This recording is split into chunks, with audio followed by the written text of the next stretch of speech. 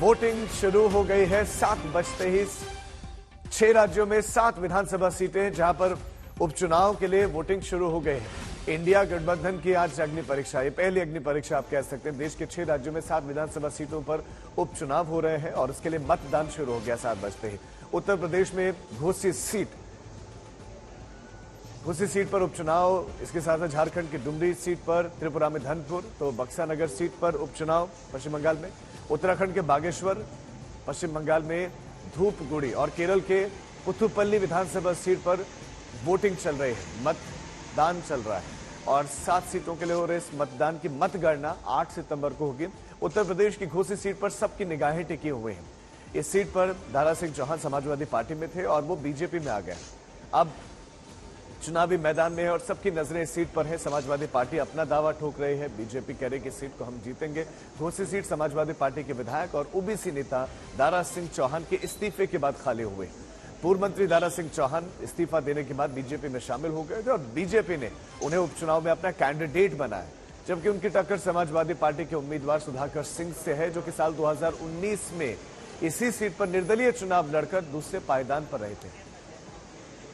तो ये है वो कैंडिडेट्स जिनके बीच में चुनावी टक्कर है। उत्तराखंड के बागेश्वर की अपने सीट की बात करें तो यहां पार्वती दास बीजेपी की तरफ से कैंडिडेट है, तो कांग्रेस की तरफ से यहां वसंत कुमार कैंडिडेट है। वहीं उत्तर प्रदेश की घोसी सीट, ये हॉट सीट है। दारा सिंह चौहान विधायक थे यहां से, लेकिन उन्होंने रिजाइन दे दिया, इस्तीफा दे दिया समाजवादी पार्टी से, बीजेपी ज्वाइन कर ली और अब उनके सामने सुधाकर सिंह, जो कि दूसरे नंबर पर रहे थे इससे पहले, निर्दलीय जब लड़े थे। तो इनके बीच में एक कांटे की टक्कर है। 6 राज्य हैं और 6 राज्यों की 7 विधानसभा की सीटों पर ये उपचुनाव हो रहे हैं। तो ये बहुत हॉट सीट माने जा रहे हैं और गठबंधन इंडिया जब से बना है उसके बाद से ये पहले चुनाव आप कह सकते हैं। उपचुनाव हालांकि हो रहे हैं, 7 सीटों पर ये उपचुनाव है और इन सीटों पर सबकी निगाहें हैं। कुमार अभिषेक हमारे संवाददाता इस खबर पर ज्यादा जानकारी के साथ जुड़ गए उत्तर प्रदेश से। कुमार अभिषेक, सबसे हॉट सीट घोसी सीट, क्या क्या तैयारियां हैं? काउंटिंग शुरू हो गई, जो मतदान है वो शुरू हो गया है? बिल्कुल राजीव, सुबह 7 बजे का वक्त था और 7 बजे से इसकी मतदान प्रक्रिया शुरू हो चुकी है। 7 बजे से सुबह शाम को 6 बजे तक ये मतदान होना है और घोसी सीट सबसे प्रेस्टिजियस सीट, इनफैक्ट कह लें तो नाक की लड़ाई बनी हुई है। दोनों न सिर्फ गठबंधनों के लिए, दोनों जो कैंडिडेट्स हैं सुधाकर सिंह और दारा सिंह चौहान, उसके लिए बीजेपी और समाजवादी पार्टी दोनों की प्रतिष्ठा दांव पर है और सभी ने अपनी पूरी ताकत झोंक रखी है। सरकार की तरफ से जो खास अरेंजमेंट किए गए हैं उसमें पैरामिलिट्री फोर्सेस लगाए गए हैं, पीएससी की कंपनियां लगाई गई हैं, महिला बटालियंस लगाए गए हैं ताकि फर्जी मतदान को भी रोका जा सके। तो इस वक्त हम चूंकि घोसी में घूम रहे हैं, हालात पूरी तरीके से फिलहाल बड़े सामान्य से हैं, लोग निकल रहे हैं, लेकिन अभी जो मतदान स्थल है उस पर धीरे धीरे जो है वो भीड़ बढ़ना शुरू होगा। माना यह जा रहा है कि चूंकि ये ऐसा चुनाव है, ये उपचुनाव है, लोगों का उत्साह कम होता है, लेकिन जिस तरीके का माहौल बना हुआ है सपा और बीजेपी के बीच में, ऐसा लगता है कि मतदान बढ़ भी सकता है। जी कुमार अभिषेक, आप हमारे साथ बने रहे, आपके पास हम लौटते हैं। तो घोसी जिस पर सबकी निगाहें हैं, लेकिन उसके अलावा और कौन कौन सी सीट्स पर कौन कौन प्रतिद्वंदी है जहां कांटे की टक्कर है, वो हम आपको दिखा रहे हैं।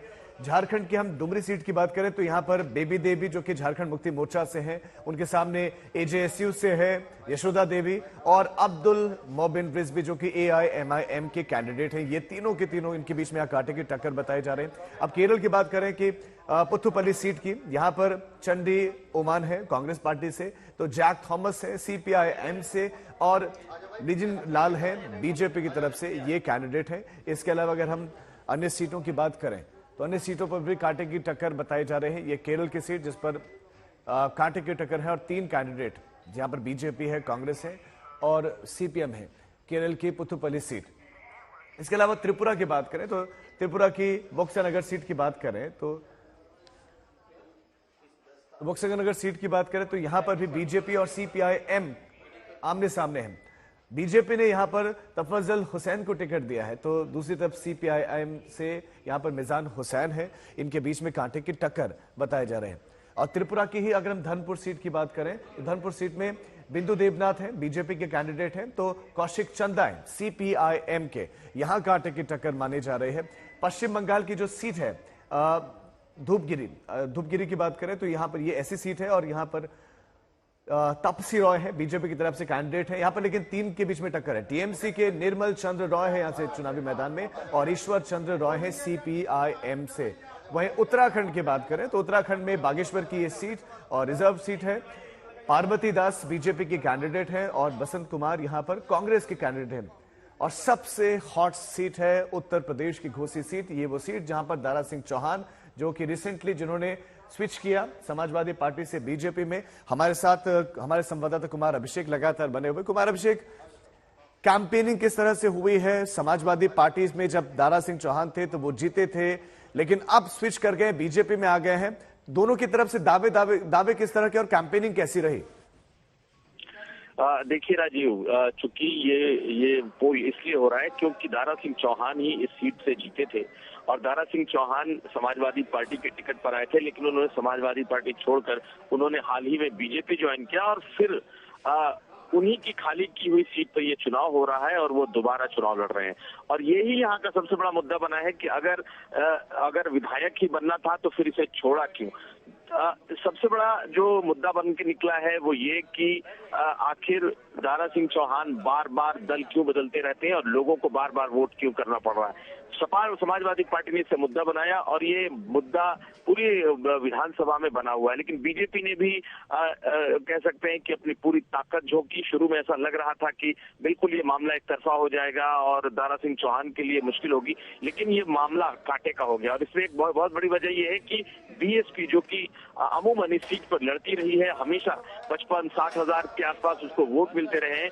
बीएसपी ने इस बार अपने को अलग कर लिया है चुनाव से, पूरी तरीके से तटस्थ है और सबसे ज्यादा यहाँ अगर किसी का वोट है तो वो मुस्लिम वोट है और उसके बाद किसी का वोट माना जाता है तो वो दलितों का वोट माना जाता है। तो ऐसी स्थिति में दलित वोट किधर जाता है इस पर सबकी नजरें रहेंगी, क्योंकि समाजवादी पार्टी और बीजेपी दोनों का जो वोट बैंक आपस में देखा जाए तो इस वक्त बराबर दिखता है, लेकिन सबसे अहम जो वोट बैंक इस वक्त दिखाई दे रहा है वो ये कि आखिर दलितों का, जाटवों का वोट किधर जाता है। और बहुत बड़ी कवायद, बहुत बड़ी जो एक्सरसाइज है वो इनके वोट को लेकर हुई है। इस वक्त घोसी का जो माहौल है बहुत ही सरचार्ज है, पूरा का पूरा इलेक्शन सरचार्ज इलेक्शन है, क्योंकि अखिलेश यादव ने यहाँ पर प्रचार किया है, योगी आदित्यनाथ ने प्रचार किया है और ओम प्रकाश राजभर ने तो इसे अपनी प्रतिष्ठा का सवाल बना लिया है। तो कुल मिलाकर के ये चुनाव ऐसा है जिस पर सबकी नजरें रहेंगी।